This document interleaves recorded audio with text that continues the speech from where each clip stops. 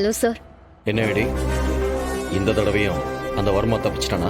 ஆமா சார், நாங்க முடிஞ்ச வரைக்கும் ட்ரை பண்ணோம். லாஸ்ட் மினிட்ல எஸ்கேப் ஆயிட்டான் sir. Sorry sir. It's okay ஐடி. இப்பதான் நம்ம கையில அந்த கபிலா இருக்கான்ல, பாத்துக்கலாம். அந்த கபிலனை அரெஸ்ட் பண்றதுக்கு இது வரைக்கும் நம்ம கிட்ட சாலிட் எவிடன்ஸ் எதுவும் இல்லை.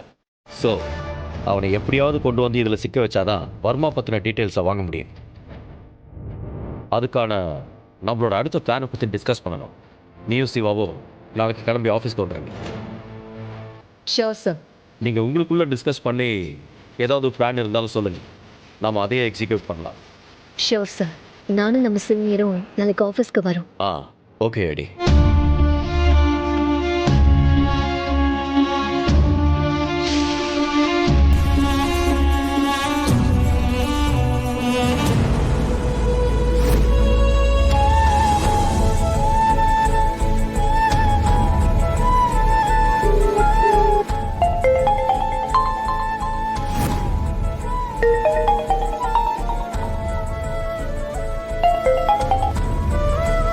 ஹலோ ஐலி.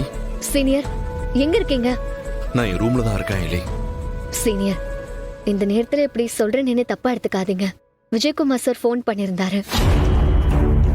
கபிலனை அரெஸ்ட் பண்றத பத்தி டிஸ்கஸ் பண்றதுக்காக உங்களையும் என்னையும் நாளைக்கு ஆபீஸ்க்கு வர சொல்லிருக்காரு.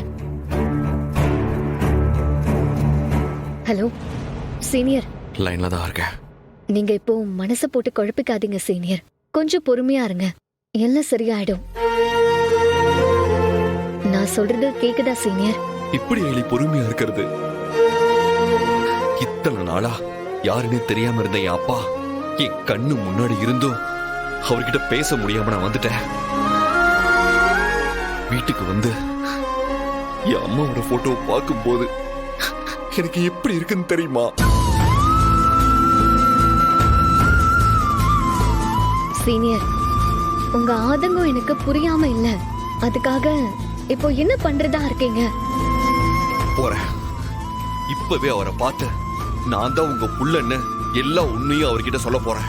சீனியர், நான் இவ்வளவு தூரம் சொல்லியும் ஏன் இப்படி பிடிவாதம் பிடிக்கிறீங்க?